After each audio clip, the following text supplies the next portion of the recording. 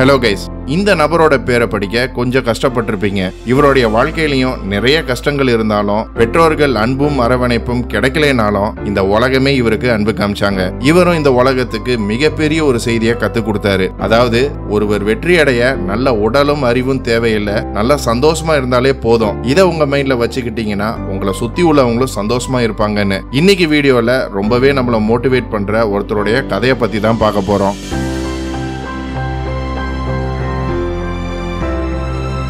இவருடைய இந்த கதை கண்டிப்பா உங்களை மோட்டிவேட் பண்ணும், கூடவே அழுகவும் வைக்கும். சோ தொடர்ந்து கடைசி வரைக்கும் பாருங்க. புது வியூவர்ஸ் நம்ம சேனல் என்ன சப்ஸ்கிரைப் பண்ணலைன்னா இமிடியேட்டா சப்ஸ்கிரைப் பண்ணுங்க. பக்கத்துல இருக்க பெல் ஐக்கனையும் பிரஸ் பண்ணுங்க. அப்பதான் நம்ம போடுற புது வீடியோஸ் உங்களுக்கு நோட்டிஃபை ஆகும். இவர் தாங்க நம்ம ஹீரோ.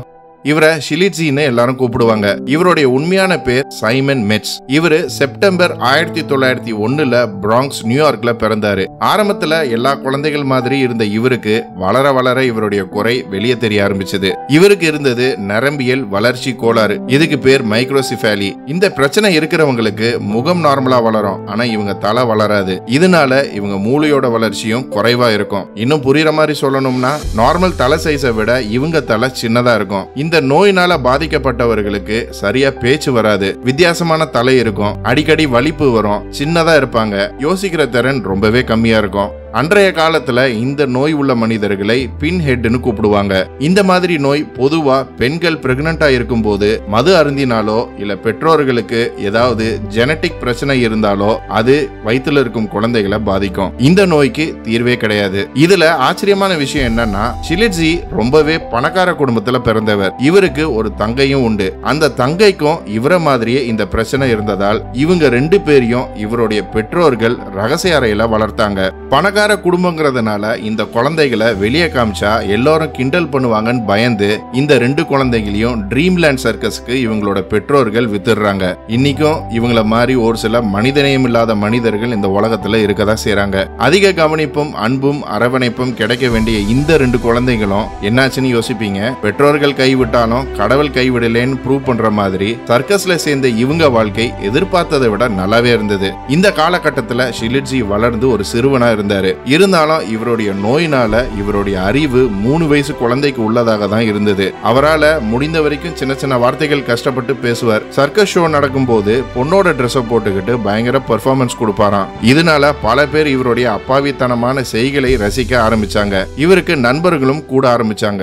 இருந்தாலும் இவரை பாத்துக்கிறதுக்கு ஜார்ஜ்ங்கிற கேர் டேக்கர் இவர் கூடவே இருந்து பாத்துக்கிட்டாரு. படிப்படியா இவருடைய அப்பாவித்தனத்தையும் வேடிக்கையான இயல்பையும் நிறைய பேர் ரசிக்க ஆரம்பிச்சாங்க. ஷிலிட்ஸி ஃபேமஸ் ஆக ஆரம்பித்தார். இந்த சர்க்கஸும் ரொம்ப ஃபேமஸ் ஆக ஆரம்பிச்சது. இதனால ஹாலிவுட்ல இருந்து படத்துக்கு நடிக்க வாய்ப்புகளும் வந்தது. 1928 த சைட் ஷோங்கிற படத்துல ஷிலிட்ஸி நடிச்சார். 1932 ஃப்ரீக்ஸ்ங்கிற ஆங்கில படத்துல நடிச்சு பெரிய பேரும் புகழும் பெற்றார். இதனால இவருக்கு ரசிகர் கூட்டம் அதிகமாக தொடங்கியது. அடுத்தடுத்து பட வாய்ப்புகளும் வந்து மொத்தம் 5 படத்துல நடிச்சாரு. இவ்வளவு பேர் புகழ் ரசிகர்கள் வந்தாலும் ஷிலிட்ஸி சர்க்கஸ்ல நடிக்கிறத விடல. இதனால இவரை பல சர்க்கஸ் நிறுவனங்கள் அவங்க சர்க்கஸ்ல பெர்ஃபார்ம் பண்ண ஒப்பந்தம் பண்ணாங்க.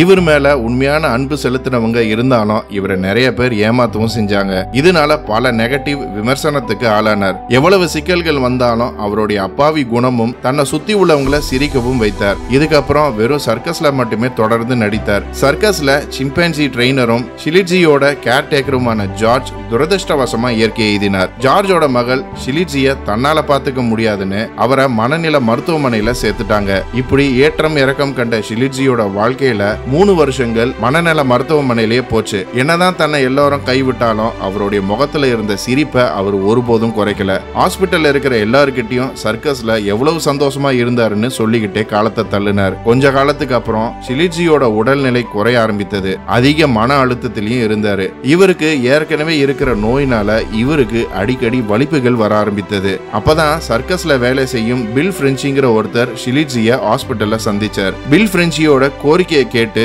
ஹாஸ்பிட்டல் ஷிலிட்ஸிய பில் பிரெஞ்சியோட பொறுப்புல ஒப்படைச்சாங்க.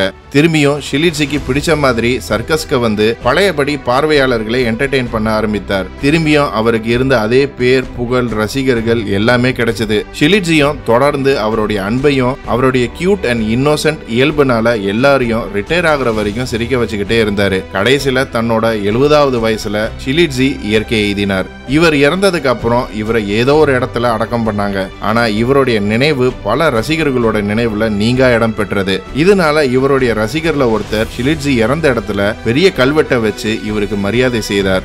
கைஸ், இவருடைய உடம்புல எவ்வளவு குறைகள் இருந்தாலும் இவர் என்னைக்குமே பலவீனமா இருந்தது கிடையாது. இவருடைய பெற்றோர்கள் இவருக்கு அன்பு கொடுக்காம தூக்கி எறிஞ்சாலும் இவரு எல்லாருக்கும் அன்பும் அரவணைப்பும் கொடுத்தாரு. 3 வயசு குழந்தையோட அறிவு மட்டுமே இவருக்கு இருந்தாலும் பல பேரை சிரிக்க வச்சு தன்வசம் இழுத்தார். எல்லாருமே ஷிலிட்ஸி என்னோட நண்பர்னு சொல்ற அளவுக்கு நடந்துகிட்டாரு. இவருடைய இந்த கதையில நான் தெரிஞ்சுக்கிட்டது, வலிமையான உடலும் உள்ளமும் இருந்தா மட்டும் போதாது, சந்தோஷமா இருந்தா நம்மள சுத்தி உள்ள எல்லாமே பாசிட்டிவா இருக்குன்றது தான். ஓகே கைஸ், இன்னைக்கு வீடியோ அவ்வளவுதான். ஷிலிட்ஸியோட வாழ்க்கை கதையில இருந்து நீங்க என்ன கத்துக்கிட்டீங்கன்னு கமெண்ட்ஸ்ல சொல்லுங்க.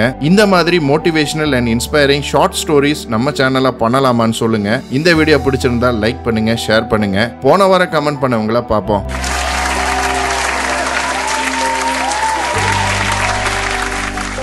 இன்னும் ஒரு இன்ட்ரெஸ்டிங்கான வீடியோவில் சந்திப்போம். மறக்காம நம்ம சேனலை சப்ஸ்கிரைப் பண்ணி உங்க ஆதரவு கொடுங்க. Until then, stay safe. Signing off. நன்றி.